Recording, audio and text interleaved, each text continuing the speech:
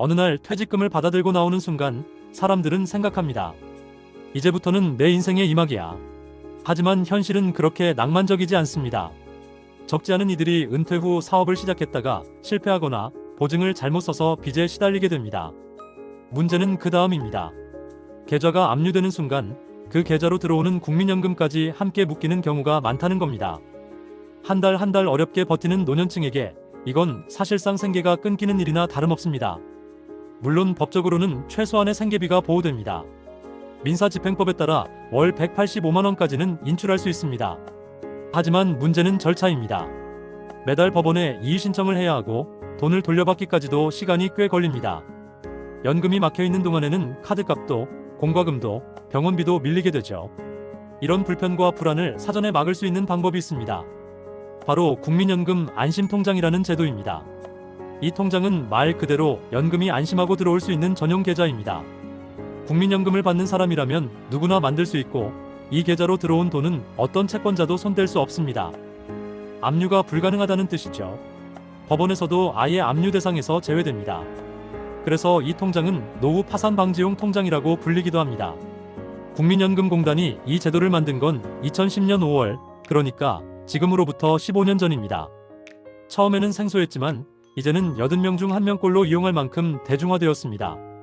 특히 60대 남성들의 관심이 높습니다. 은퇴 직후 사업이나 투자에 도전했다가 실패한 사례가 많기 때문이죠. 실제로 이용자는 매년 꾸준히 늘고 있습니다. 2022년에는 약 34만 명이었고 2023년에는 36만 명, 그리고 2024년에는 거의 40만 명에 달했습니다. 올해 안에는 그 수를 넘길 것으로 보입니다. 이 안심통장으로 받을 수 있는 연금은 노령연금, 유종연금, 장애연금 등입니다. 다만 한 달에 185만원까지만 보호됩니다. 예를 들어 연금을 200만원 받는다면 초과분 15만원은 일반 계좌로 입금됩니다.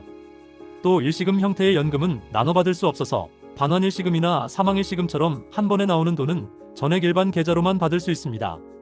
한 가지 주의할 점도 있습니다. 안심통장은 오직 연금 수급용으로만 쓸 수 있습니다. 예금주 본인이라도 다른 돈을 입금할 수 없습니다. 내 돈인데 왜 못 넣지? 싶지만 제도의 취지가 연금 보호에 초점이 맞춰져 있기 때문입니다.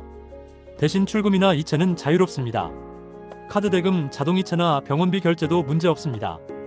연금을 받는 통로는 제한하지만 사용하는 길은 막지 않는 셈이죠. 가입 방법은 생각보다 간단합니다.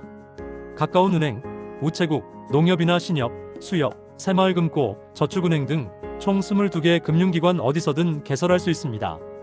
통장을 만든 뒤 국민연금공단에 이 계좌로 연금을 받겠다고 지정만 하면 됩니다. 게다가 금융사마다 혜택도 다릅니다. 어떤 곳은 타행이체 수수료를 면제해주기도 하고 어떤 곳은 별도의 금리 우대를 제공합니다. 그러니 본인에게 유리한 조건을 꼼꼼히 따져보는 게 좋습니다. 비슷한 제도로는 주택연금지킴이 통장도 있습니다. 한국주택금융공사에서 주택연금을 받는 사람이라면 이 통장을 통해 마찬가지로 압류를 막을 수 있습니다. 구조와 운영 방식은 국민연금 안심통장과 같습니다. 결국 이 제도의 핵심은 노후의 마지막 방패를 만드는 것입니다. 나이가 들수록 돈보다 더 중요한 건 안정감입니다.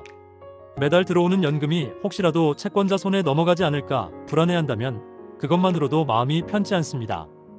그래서 안심통장은 단순한 금융상품이 아니라 노후의 존엄을 지키는 장치라고 할 수 있습니다. 은퇴 후의 삶은 누구에게나 낯설고 불안합니다. 하지만 제도를 알고 대비하는 사람과 모르고 당하는 사람의 차이는 큽니다.